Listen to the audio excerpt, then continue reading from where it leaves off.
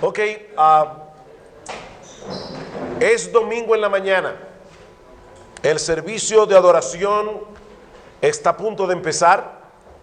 Los miembros de la congregación están muy expectantes porque el pastor les había anunciado en el servicio de adoración, de oración a mitad de la semana, que ese domingo él iba a predicar acerca del conocidísimo enfrentamiento entre David y Goliat. Todos en la iglesia reconocen la inusual habilidad que tiene su pastor para tomar pasajes históricos del Antiguo Testamento y extraer sorprendentes aplicaciones prácticas para la vida del hombre contemporáneo. Y esa mañana no fue la excepción. El pastor subió al púlpito, abrió su Biblia en el capítulo 17 del primer libro de Samuel y de una forma impresionante llevó a toda la congregación en su imaginación al campo de batalla donde David tuvo que enfrentar a aquel gigante aterrador de los filisteos. Y los 3 puntos de su bosquejo eran muy fáciles de recordar. El primero, un gran reto. El segundo, una gran actitud. Y el tercero, una gran victoria. Si vas a predicar este domingo, ahí tienes el bosquejo. David enfrentó un gran reto aquel día, pero lo hizo con una actitud valiente y confiada y obtuvo como resultado una gran victoria sobre sus enemigos. Los hermanos de la iglesia se sentían muy animados mientras el pastor los exhortaba a seguir el ejemplo de David al enfrentar los gigantes que nos asaltan cada día en este mundo caído. El gigante de la tentación, el gigante del temor, el gigante de la ansiedad, el gigante de la depresión, el gigante de la duda y muchos otros enemigos que parecen invencibles, pero al igual que David, solo necesitamos hacerles frente a nuestros problemas con una honda y 5 piedras: la piedra de la fe, la piedra del coraje, la piedra de la oración, la piedra de la determinación y la piedra de la constancia. Al final del servicio, todos salen por la puerta agradeciéndole al pastor por haberle traído un mensaje tan pertinente, tan relevante, tan edificante, y eso por supuesto alienta al pastor a seguir predicando sermones como este, que espiritualizan la enseñanza del texto bíblico sin exponer realmente lo que el pasaje enseña.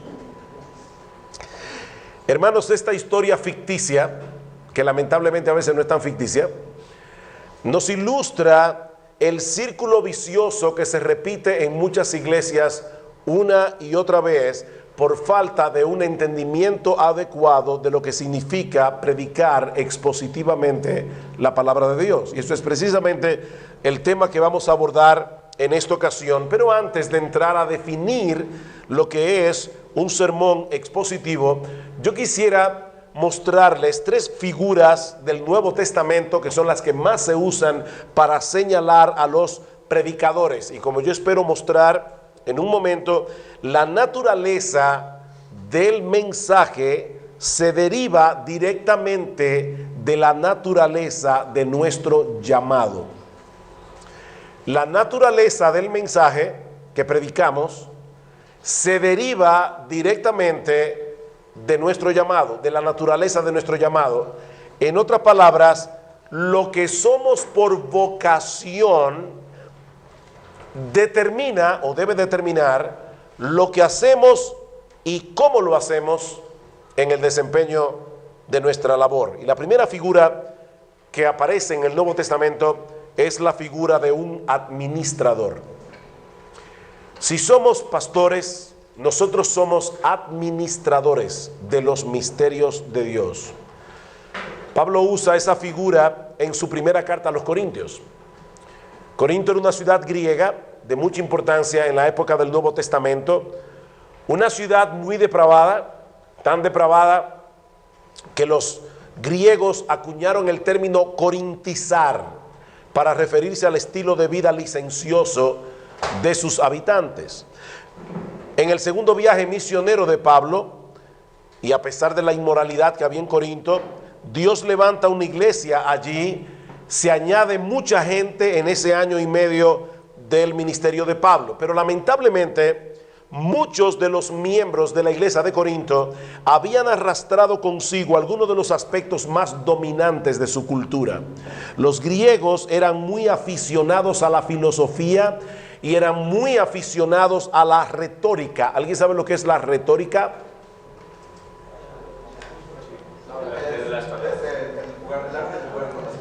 Es el arte de hablar, el arte de la oratoria. Los sofistas eran expertos creando argumentos que no importaba si era verdad o mentira, simplemente era para ganar una discusión. Por ejemplo, en una ocasión, los sofistas fueron los primeros filósofos de Atenas que enseñaron cobrando dinero. Los otros enseñaban por amor a la filosofía. Había una vez un maestro sofista llamado Corax que tenía un alumno llamado Tisias. Entonces, cuando termina el curso y Corax le dice a Tisias, págame el curso, Tisias le dice, no, si tú me enseñaste bien, yo debería ser capaz de convencerte de que no te debería pagar. Y si no te puedo convencer es que no me enseñaste bien, así que tampoco te voy a pagar. Eso es lo que se llama un sofisma, es un argumento para ganar la discusión que parece verdad, pero no es verdad. Por supuesto, Corax era el maestro, así que Corax le dice, no. Si tú puedes convencerme de que no me debes pagar, entonces págame porque te enseñé bien. Y si no puedes convencerme de que no me debes pagar, entonces págame porque no me convenciste. Eso es un sofisma. Ok, son los abogados de aquella época. ¿Hay algún abogado aquí? Pero es lo que fue, este es el origen ¿verdad? de la abogacía. El punto es que los corintios, los habitantes de Corinto se alineaban en torno a los maestros de moda y ellos llevaron eso a la iglesia, y por eso es que algunos decían yo soy de Pablo, otros decían yo soy de Pedro, otros decían yo soy de Apolo, de Cefas o de Apolos, y estaban por supuesto los súper espirituales que decían nosotros no seguimos hombre, nosotros somos de Cristo.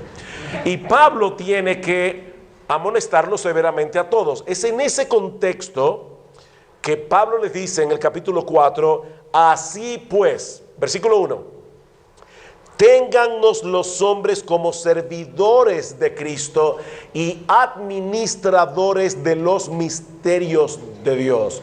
Hermanos, cuando ustedes ven el trasfondo de la carta, es increíble cómo Pablo, inspirado por el Espíritu Santo, dio un golpe certero en esta declaración.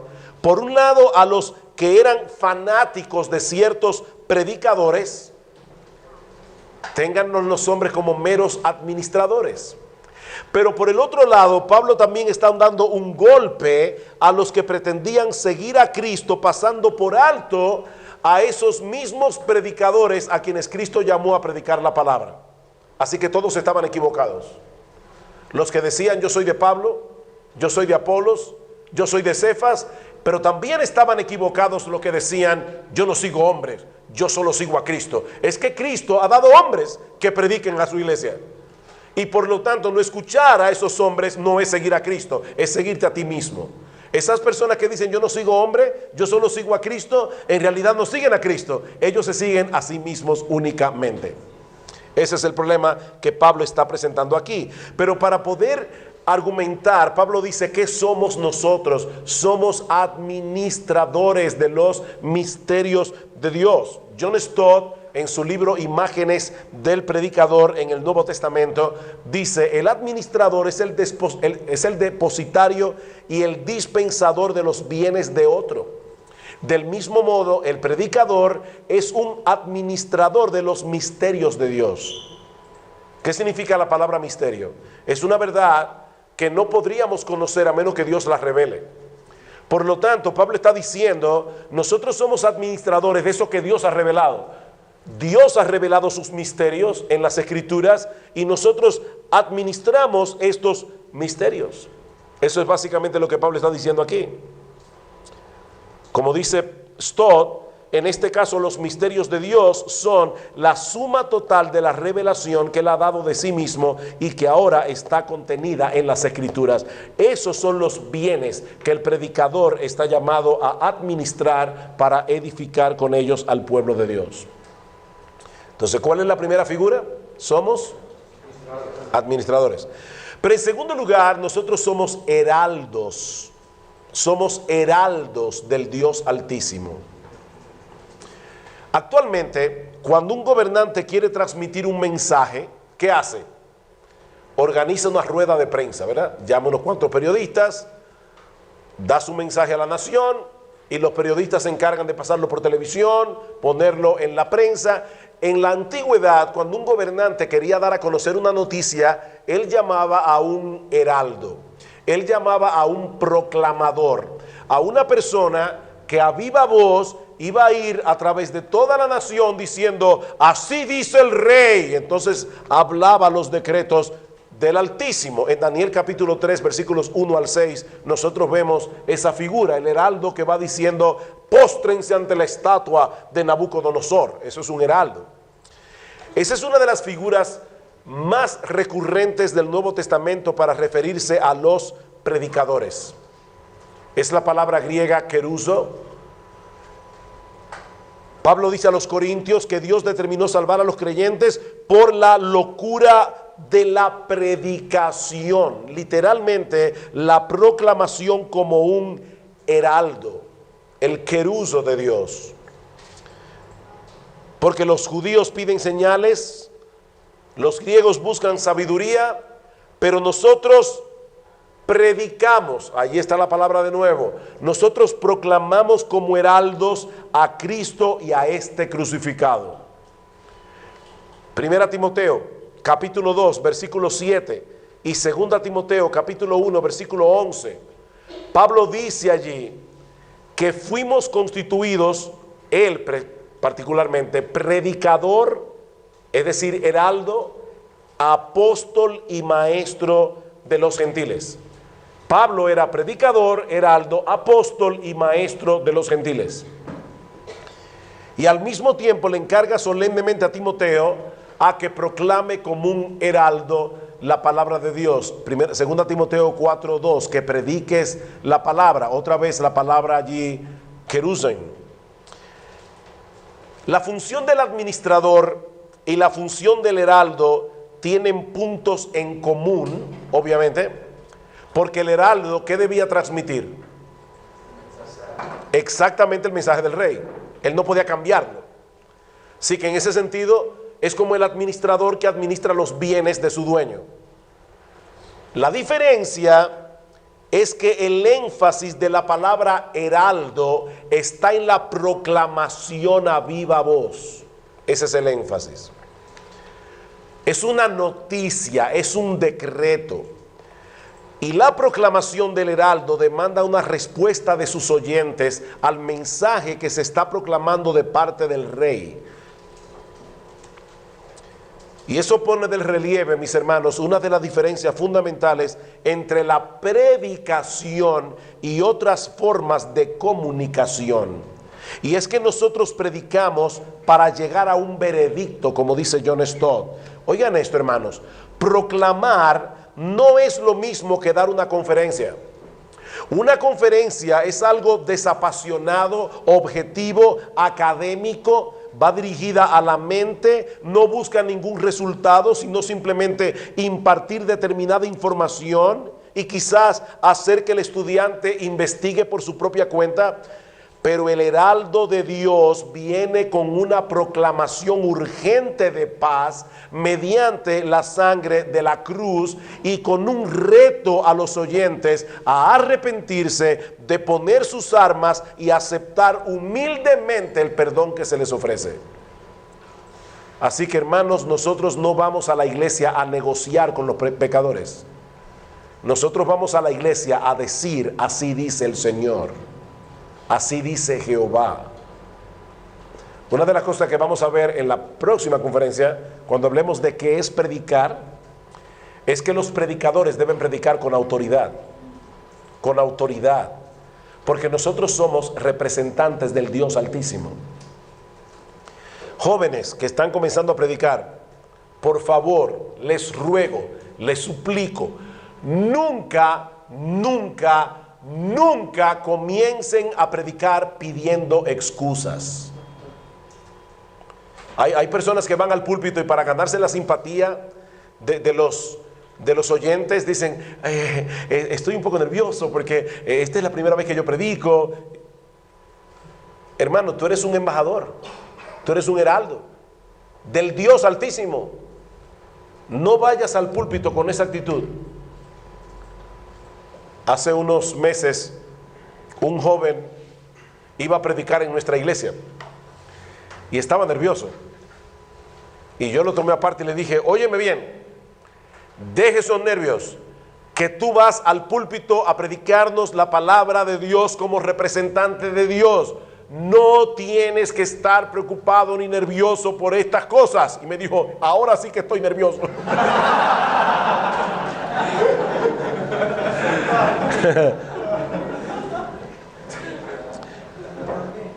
Pero de verdad, hermanos, no vayan al púlpito a pedir excusas. Vayan a predicar. Vayan a predicar. No me he podido preparar muy bien porque el niño estuvo enfermo la semana. Así que, hermano, de verdad, perdónenme, pero vamos a ver qué sale. Predica la palabra de parte de Dios y delante de Dios. Por otro lado, la Biblia no solamente dice que somos administradores, la Biblia no solamente dice que somos proclamadores, somos heraldos, sino también somos embajadores. Somos embajadores en nombre de Cristo. ¿Recuerdan en la conclusión de la carta a los Efesios cómo Pablo se refiere a sí mismo como un embajador en cadenas?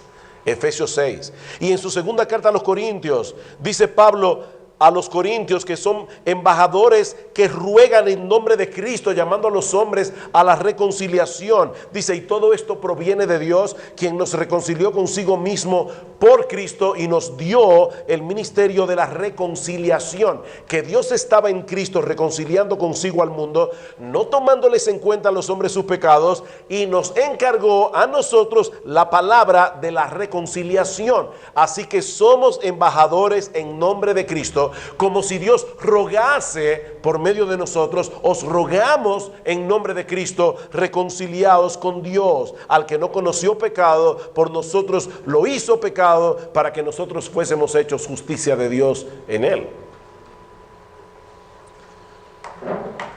Me molesta a veces conmigo mismo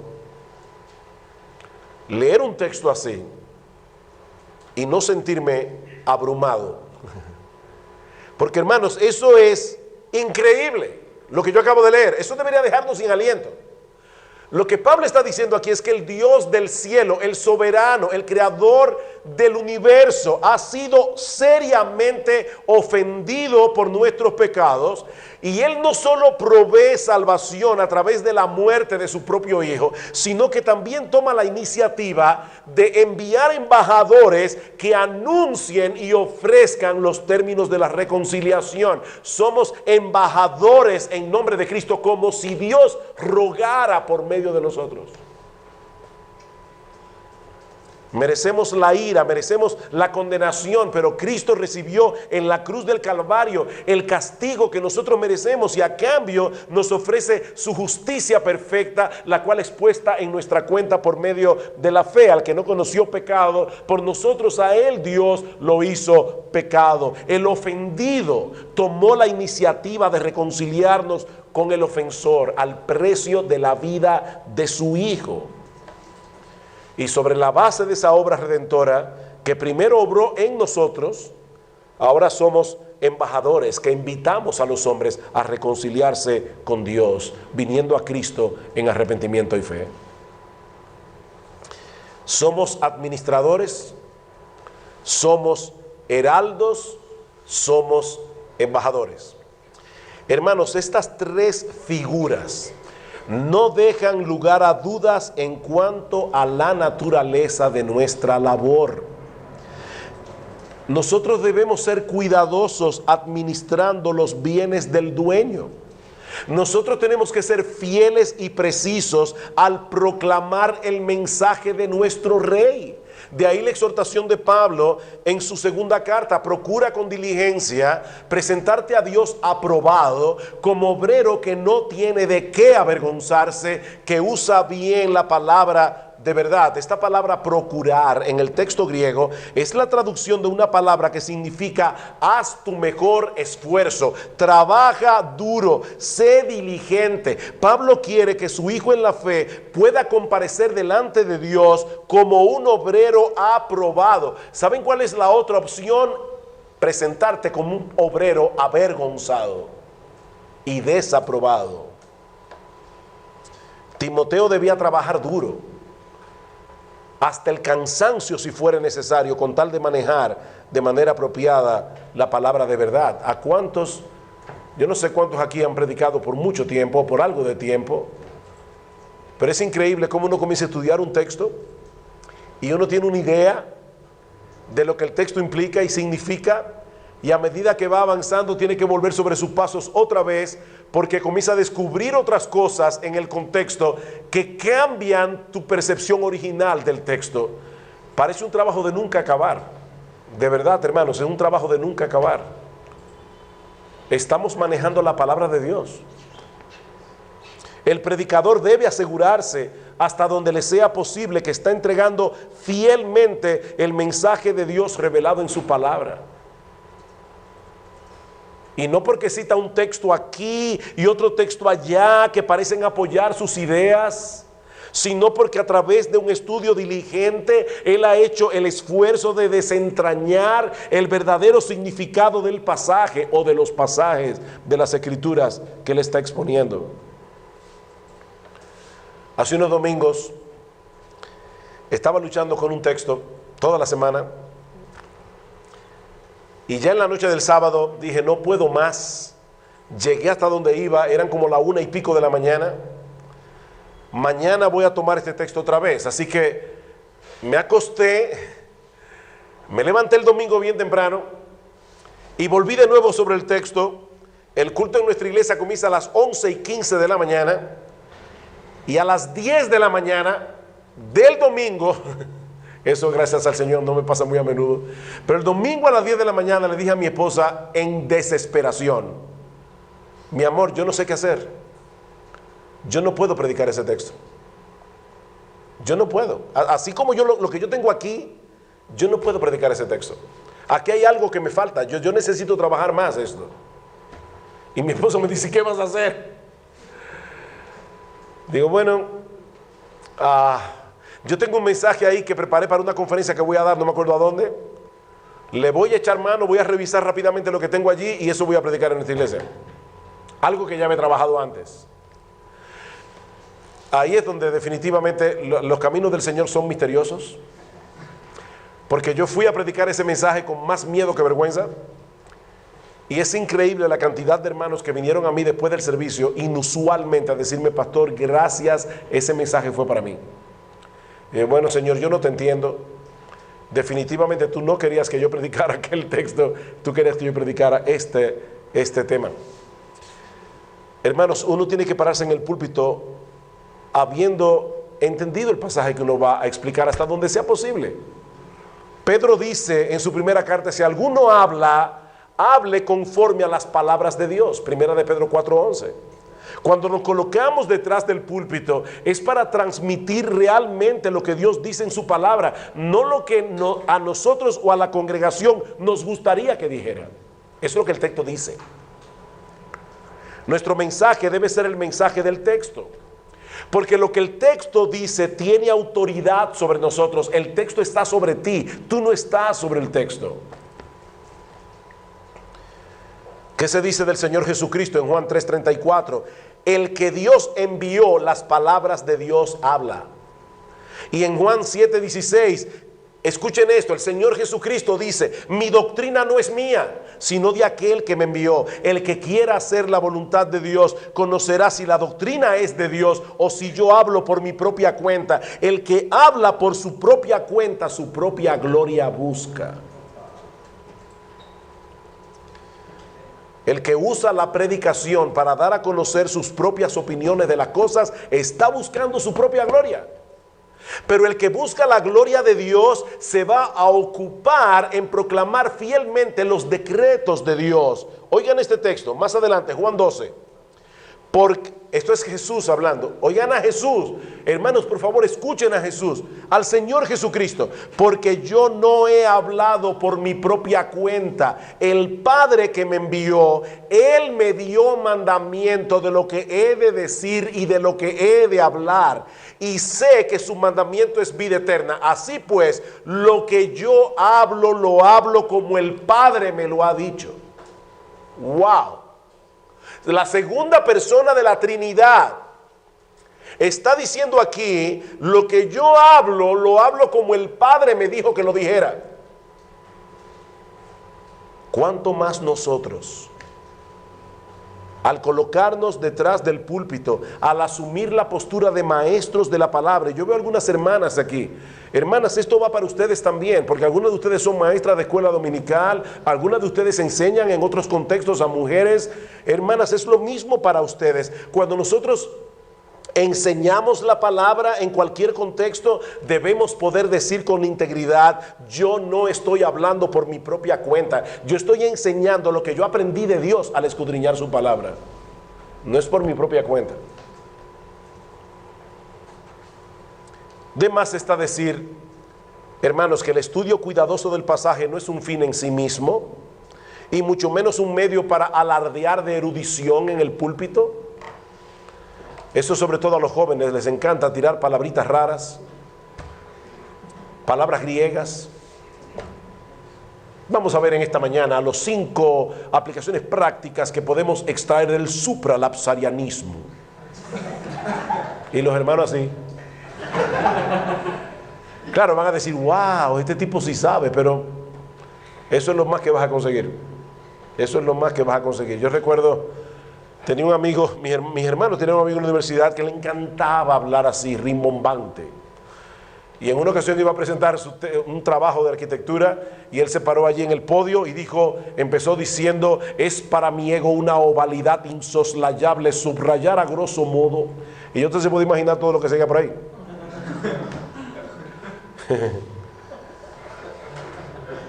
No hagas eso en el púlpito. No hagas eso en el púlpito. Me acuerdo de Francis Chan. ¿Conocen a Francis Chan? Oí a Francis Chan predicando personalmente en una conferencia, y él decía que la primera vez que él predicó, después de haberse graduado del Master's Seminary, John MacArthur estaba allí en la plataforma, y entonces él estaba predicando, y dice: yo citaba una palabra griega y miraba a John MacArthur a ver si me estaba mirando con aprobación. Y todo el mensaje me lo pasé mirando a John MacArthur. Y cuando terminé de predicar, mi esposa me llamó aparte y me dijo: ¿qué has hecho? Tú estabas predicando acerca de cómo vivir en la presencia de Dios, pendiente de John MacArthur. Increíble. Y él le decía: pero es que tú no te das cuenta, ese es el más grande predicador que hay aquí. Decía él. Dice: cuando venía para esta conferencia, mi esposa, que ya me conoce muy bien y sabía que yo iba aquí a predicar, y está John Piper, está John MacArthur, está el Mulder, está no sé quién y no sé cuándo, me dijo mi esposa: Francis, no trates de aparentar que eres inteligente, sé tú mismo.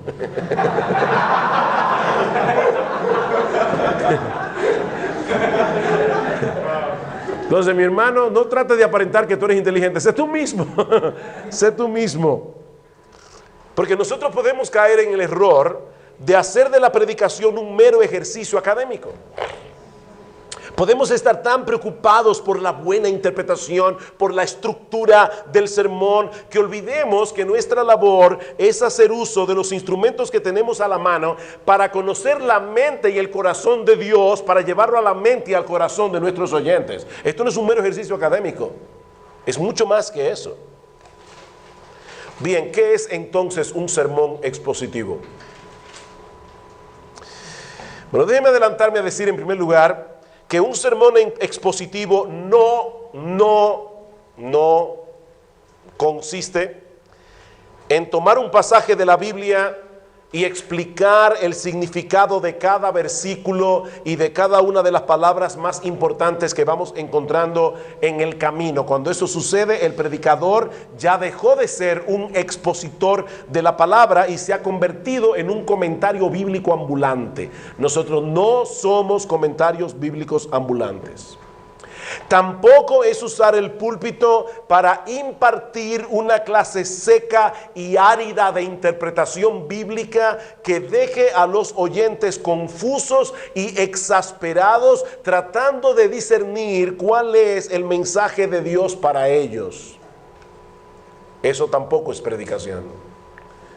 Predicar es proclamar un mensaje que extraemos de las Escrituras a través de un trabajo arduo y que transmitimos a través de la predicación, procurando la gloria de Dios en Cristo y el provecho espiritual de los que nos escuchan.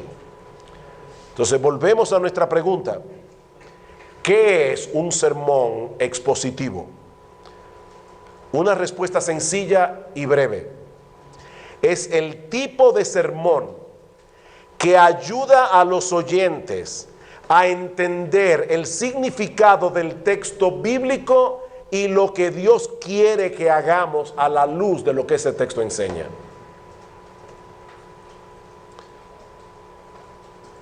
Ayuda a los oyentes a entender el significado del texto bíblico y lo que Dios quiere que hagamos a la luz de lo que ese texto enseña. Hay explicación, hay aplicación. Lamentablemente yo no me puedo meter ahora en hablar de aplicación. Déjeme hacer una propaganda gratuita aquí. En 1 de julio va a salir un libro sobre predicación expositiva y hay un capítulo entero sobre aplicación, porque la aplicación es toda una teoría.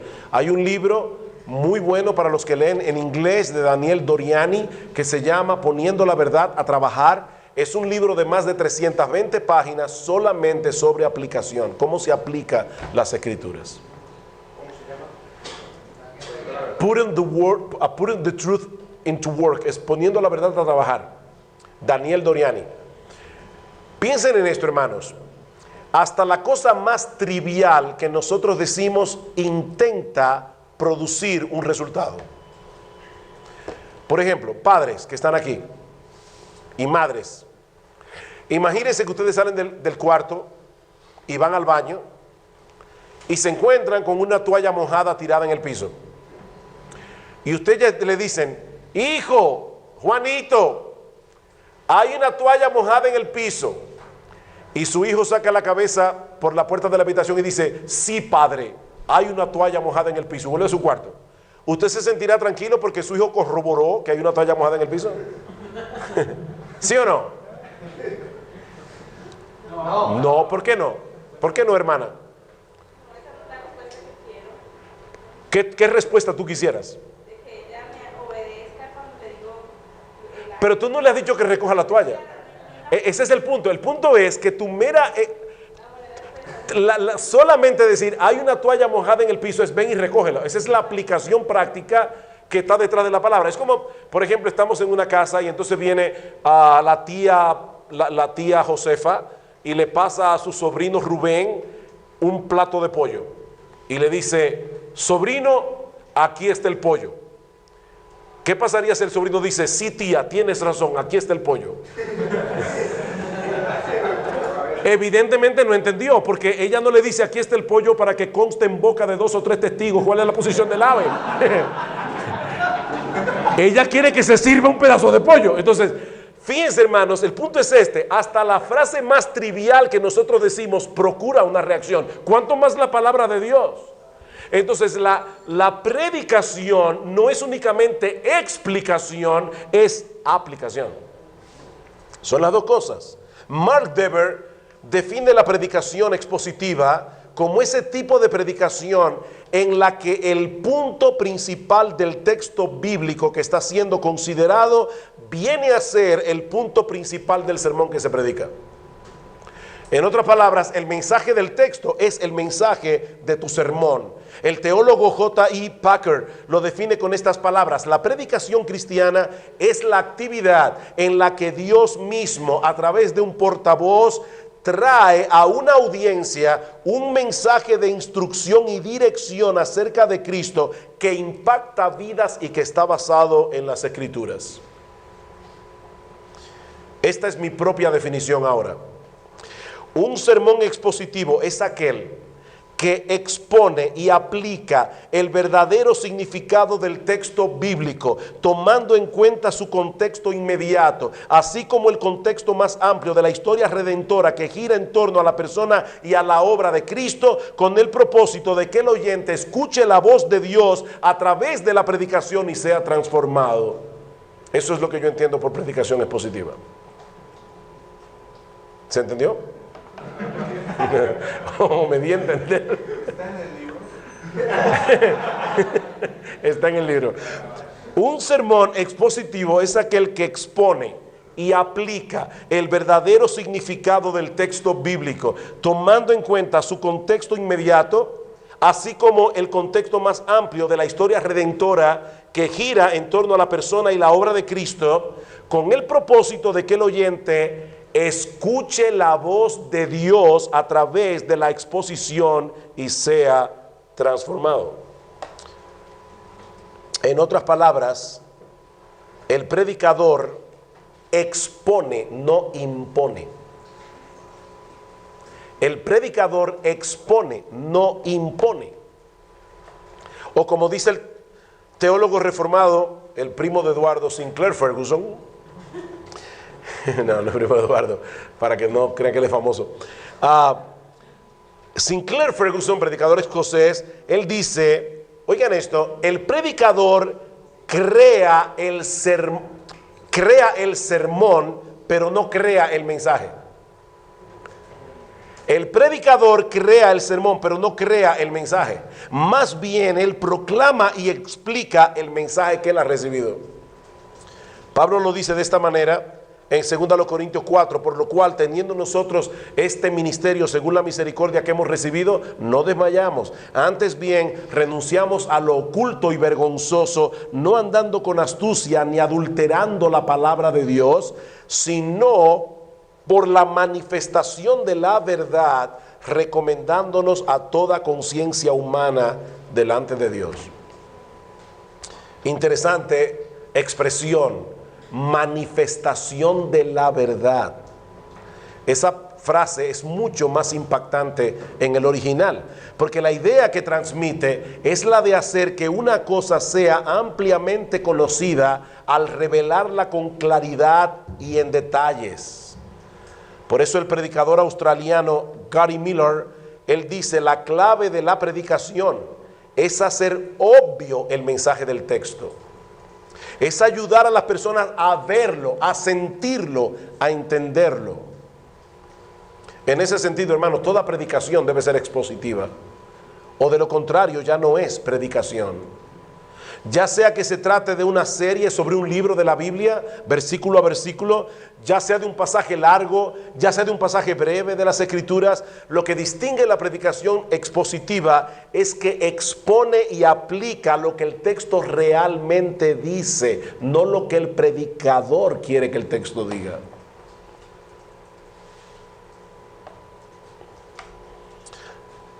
A mí me encantan los trucos de magia. ¿Hay alguien aquí que no le guste ver a un mago? No sabe que no hay nada de brujería, un mago. La mayoría de las personas aprecian un buen truco de magia, ¿verdad? Nosotros nos preguntamos, ¿cómo es posible que ese hombre sacó del sombrero que aparentemente estaba vacío, sacó un conejo del sombrero? ¡Wow! Y uno se queda sorprendido. Bien, hermanos, el predicador no es un mago. Es un expositor, o sea, él está llamado a sacar del sombrero el conejo que ya estaba ahí. No saque conejos que no están en el sombrero. Saque el sombrero que ya está ahí, el que está en el texto. Ese es el conejo que usted tiene que sacar. El texto dicta y controla lo dicho, dice John Stott. Eso es predicación expositiva, o para ser más preciso, eso es predicación. Porque cuando es menos que eso, ya dejó de ser predicación para convertirse en otra cosa. Así que esto no se trata de un método, se trata de una convicción. No es tanto un método, es una convicción.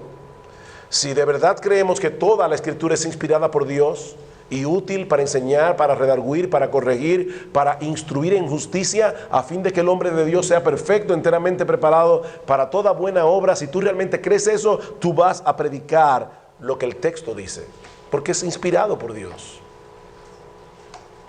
Tal vez nunca llegues a ser popular, tal vez nunca llegues a ser famoso por hacer eso. Pero recuerda esto, mi hermano, el éxito ministerial no se mide por la cantidad de sermones reproducidos en YouTube. El éxito ministerial no se mide por la cantidad de conferencias a la que tú eres invitado. El éxito ministerial se mide por tu fidelidad. Se requiere de los administradores que cada uno sea hallado famoso, ¿verdad? Fieles. Fieles. Yo estoy convencido que en el día del juicio, cuando el Señor esté llamando a sus siervos para darle sus coronas, yo creo que nos vamos a quedar con la boca abierta. Porque tal vez algunas celebridades van a llegar de último. El Señor no está buscando celebridades, el Señor está buscando hombres fieles. Hombres que prediquen la palabra aunque nadie los conozca. Aunque no aparezcan en internet, el Señor está buscando hombres fieles. Escuchen, y con esto termino esta hora, las palabras del Señor en Mateo 24:46. Y espero que te impulsen a seguir adelante, hermano, procurando únicamente la aprobación de Cristo y no la de los hombres. ¿Quién es pues el siervo fiel y prudente, al cual puso su Señor sobre su casa para que les dé el alimento a tiempo? Bienaventurado aquel siervo al cual, cuando su Señor venga, le haya siendo así. Quiere el Señor que esa sea la historia de todos los predicadores que estamos en este lugar. Aquellos que dan el alimento a tiempo y fielmente.